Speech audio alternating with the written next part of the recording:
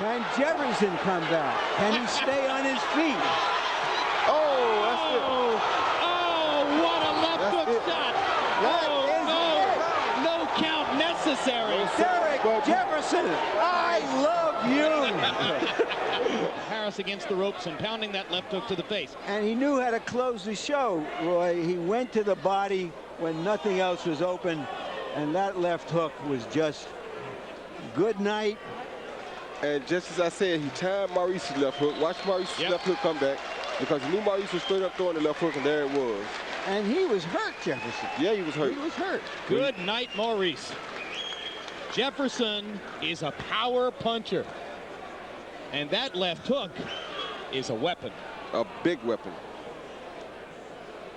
Edison Miranda against David Banks. Edison Miranda potentially Pascal's next opponent. There's a big right hand. Holy cow! David Banks is halfway out of the ring.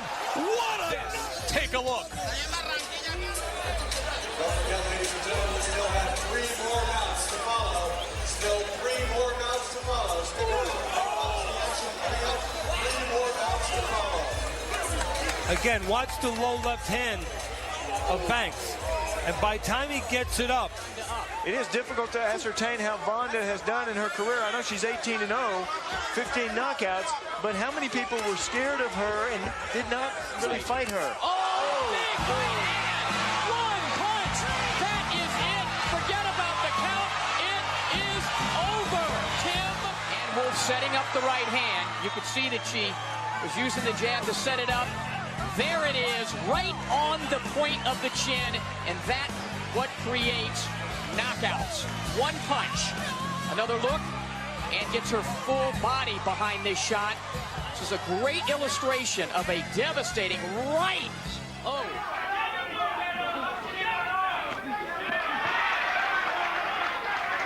Using every inch. Oh, what a punch! I can't believe that. Never been stopped in his career. Yeah, to see that you pack a fair old dig, Julian. No one's ever done that to him before. I knew that. Woo, that was a beauty. Oh, he's got him with the left. Smith got him with the left, and Bruno's legs went. And he better get off those ropes and out of trouble quickly. And Bruno is taking too much. And he doesn't know where he is. Smith doing a Cummings on him.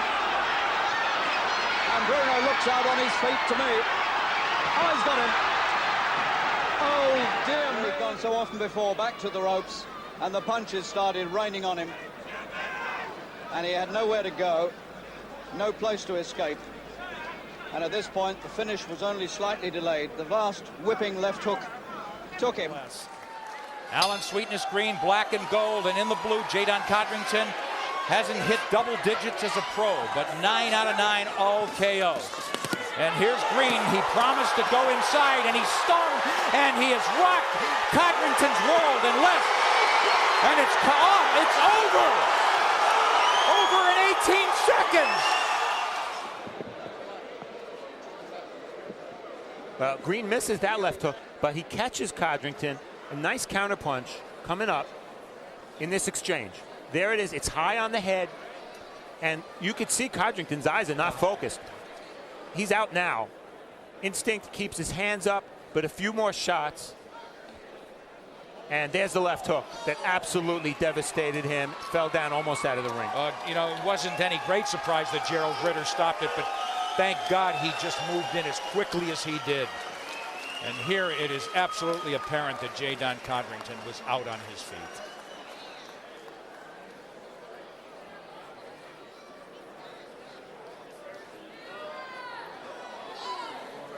Oh, that last left hook, Nick. Codrington was defenseless. And I like the idea of that Walsh-Smith fight. That'd be very nice, wouldn't it? Oh, what about that? What about that? And that sends a message and sends his fans delirious. Smith is celebrating and Horvitz still not up. Finish when it came. Let's watch again. Oh. It's that with the right hand, or I think the left took the most of the damage. Yeah, the left hook, isn't it? Definitely the left hook. 3-4 shots right on the button. Here we go. But the speed in which he delivers them with without losing any power in those shots. What, Four shots, right on the button. He's out on the first shot. I think he's out on the first shot. And he hits him as he's on his way down. Yeah, he's out on the first shot, John. The Gimpshire out of the mouth. Kovacic is up now, thank goodness. And now the crowd really can celebrate. A devastating finish from Mitchell Smith. Away now at Cooney in Norton's corner. And another left hand scores it again. The legs of Norton wobble. Norton is hurt in his own corner. Cooney trying to measure him. Misses 2 uppercuts, but scores with combinations of left hands going straight up. Norton is about to drop. Norton is on his knees and finally slumps in the corner. He is not going to get up from this. The fight is over in 54 seconds. Man, he did all he could just to get off the ropes. But again, just a stinging left hand to the face right there. Now Cooney turns Norton around, and once he does that, he misses those 2 uppercuts. I think it was the last punch he missed. Well, Barry, here we see a lot of punches being thrown, and right here, I think the referee should have jumped in. Look at the punches that are being thrown and landed. He comes out smoking like Marvis's father, Joe. Marvis must move, or we're going to be out of here very, very quickly.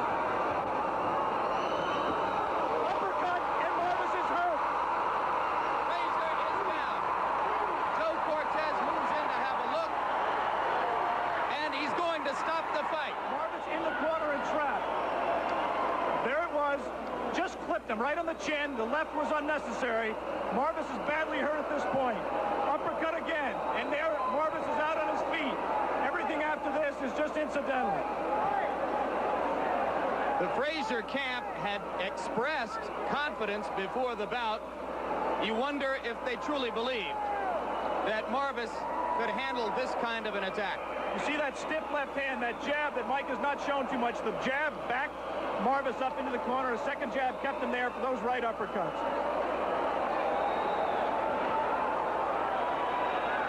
There will continue to be skepticism in some quarters regarding Tyson's stamina, his ability to take a punch, his technique in the ring.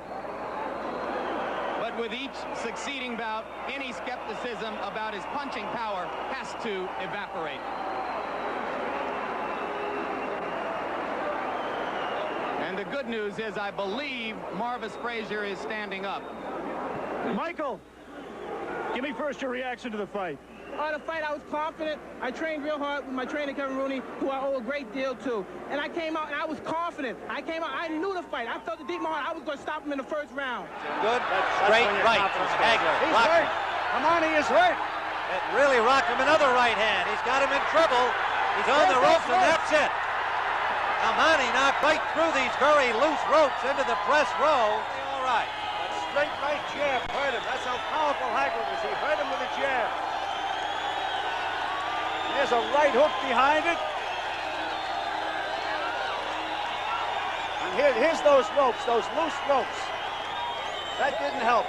We've been watching these ropes during the preliminaries today and have been critical of them. They were not anchored tightly enough, and here's an example of what can happen.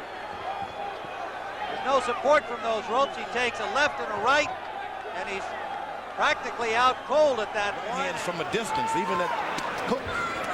Far reaching. He's also looks so much bigger than he does. Yeah, and he's got a 15-pound weight advantage. Every time he lands a shot, it's abundantly clear. And Benji Esteves isn't going to bother with a count here, as Gamash's eyes were closed before he hit the canvas. You see the conclusion of the fight. Right uppercut, and you see why we were worried about Joey Gamache, whose eyes were closed well before he hit the canvas. The uppercut was perfect, George. And not only that, he's getting his whole body into it, like one of those home run hitters hit a baseball. You don't want to be hit like that from wide range. Stand way out there, nothing blocked. Everything is right on target. So Arturo Gotti's punching power does a number on Joey Gamache in a round and a fraction.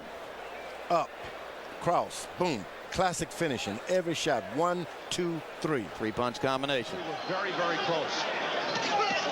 Oh, good counter right by Dokes. Right now, Ruddick is fighting the wrong fight, not using his legs at all. Good left hook. Dokes went down to the second string. Dokes is down.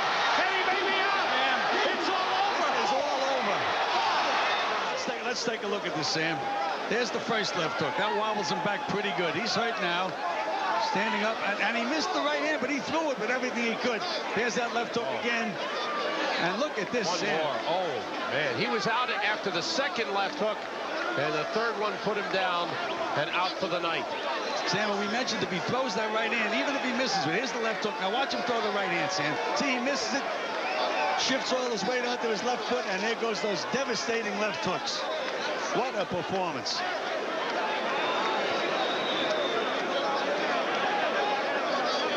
Feints the jab. It's that left uppercut. Misses the right hand, back with the hook, and here comes the coup de grace. And as we said all along, look at the power and the force generated by Razor Ruddock when he throws his punches. Phenomenal. When he throws it also. And there was the right hand. See Mercer step back. And now Mercer steps back, starts to walk away, and then comes in with his man helpless on the ropes and finishes it. Because we did feel that Gino Rodriguez needed to step in earlier. Here's another look. There's the right hand, and boy, he starts dancing. Yeah, he's staggered. His legs are gone at this point. He's going to get hit a walloping shot right here, that right hand. That basically pretty much finished him off, but then he was open for that final shot. Wow. And Ray Mercer wanted to walk away. He expected the referee to step in, and the referee did not step in, so he obliged by doing what he needed to do. And, you know, the thing is, Barry, I mean, although it looks horrifying and is a tremendous shot, the Geese never lost consciousness, and he was talking and sitting up a short time after. The closing sequence was brutal, to say the least. It really was. That right hand was a thing of beauty, and Mercer again, and you see, he didn't just go crazy, just trying to get his guy out of there. He waited and he waited, then he hit him with a left hand on the gloves and a right hand. That sent him reeling. But that right hand right there was really the kiss of death. So I'm sure this one will be played in a lot of highlight reels. Now it's Lyle. Now it's Lyle. What an incredible fight. Utterly without boxing skills. Just punching away. Each fighter in turn leaving himself open. Both men are really working here. Foreman's using his power and Lyle's waiting just a little too long. They're both fighting. Foreman. Lyle's got to come back with now him it's down. Lyle down to the canvas. Foreman punching him again and again and again. Over for your own fighter, but you never let your fighter know it. True or not true? Then I turned around to you and said, who's in trouble now? Ron Lyle. That's right. Here it comes. Even when I got knocked down, Gil started smiling at us to say, just keep moving to the right. So he's been preaching and fighting. Now watch, here it comes, George. Yeah. So I decided no giving up. If I got him going, Bill Cosby had told me earlier, keep going. You don't want to hear none of this stuff. That was it. Half of the equation is to have the power. Always half is to have the opportunity. And Wilson is close, and he's got the opportunity because he is in close, using those short arms. Being chased down. Dingling man ringing it up. Wodo like a rag doll around the ring. Oh, almost down on his feet. How is he standing up? Look at this. A right hand from Wilson. David Fields giving a look. His balance is horrible. This is where Fields must look, in the corner of Wodo must be looking. That is part of their job. Wodo, feet crossed. Oh, left hook like you cannot believe. Oh my. Oh my, this fight is over. Well, the right hand is what did the damage earlier. And you could see he's allowed to get close. The right hand starts the damage. A left hook continues Wodo flying around the ring, showing great heart, hurt, but trying to stay on his feet. Here is the end. A missed right hand, but not a missed left hook. To our young fighters out there, the value of following up on a miss. The old timers would say finish with the left hook. Wilson finished with a left hook. Listen to this.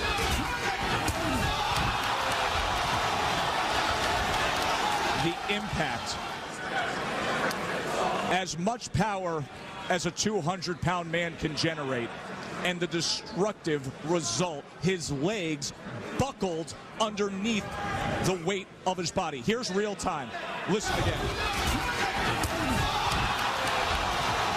Team pro fights, and Morrison has in his 27. Mercer pounding away. Morrison may be going. Morrison is gone. And his hands started coming down in this 4th and 5th round. Down come the hands, tying up more, showing the effects. His mouth is wide open, a tired fighter, and all it was easy pickings for Ray Mercer.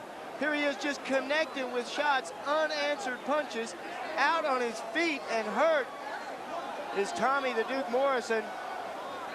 A lot of shots from merciless Ray Mercer. And he wasn't getting tired, and that's the opening right there over the top. And I hit him, and he tried to grab me and lean, and right there I knew I had him. So I just come with all right hands. I just knew I had him with that right there. Ray, when he started lunging, did you try to make him run into your fists? Yeah. What I tried to do is like counter, but coming in at the same time. And it worked. Everything went perfect. I thought the referee let it go a little too far. Yeah. The guy could have been killed right there. Whittaker gets closer, doesn't do anything. One thing I've been observing throughout the whole fight is that Hurtado's beating Whittaker to his game. Oh, what a left hand by Whittaker. And he takes advantage with 4 more straight lefts. Arthur McCanny watching. And it's over. It is over. Pernell Whittaker rescues himself from that. He got himself hung up in the ropes one night at Madison Square Garden and wound up dying in a New York hospital. I think if he had it to do over again, Arthur McCanny might have stopped this 1 or 2 punches short of where he finally did so. I agree with you, Jim. He was helpless there on the ropes. He couldn't escape, and he wasn't returning any fire. Stopping right there would have been okay. That's okay. That would have done. That would have been nice. I think Arthur would like to have that one back. Just a couple punches short of there. Be that as it may, you can't expect Whittaker to back up now, knowing that he's been behind all night. He's trying to finish it. No, Whittaker's just doing his job. He did exactly what he had to do under those circumstances. Well, like George Foreman and Joe Frazier. Nobody ever followed a corner's instructions better. That's for sure. They told him he had to go out and knock the guy out. And he did it. And he went out and did it. No, James Toney against Tim Littles followed instructions in exactly the same way. I said better.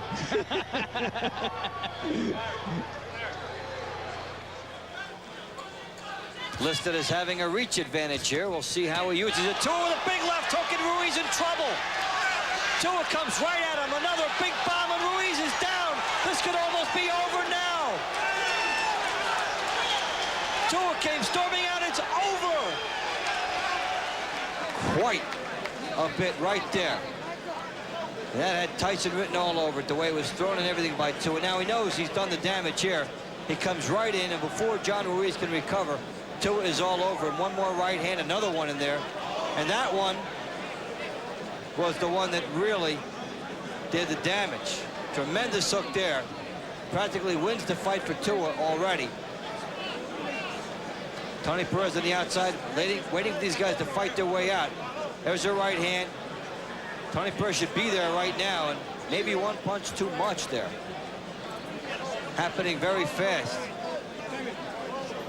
Left hook by Tua. As we get the time listed, that's the one there that maybe didn't have to get in. Homer's also at ringside tonight, George Foreman. Both have the same haircut. Legends of boxing. And there is Garcia, big shot. Benton is wobbling. Benton on his way. Garcia pounding away. A referee letting them go, not even in that corner. Benton better get busy. The referee will stop it. Benton sitting on the ropes. Garcia pounding away here in the second round. The Bull struggling to keep his feet. Referee continues to let it go. The towel has been thrown in, and now the referee stops it.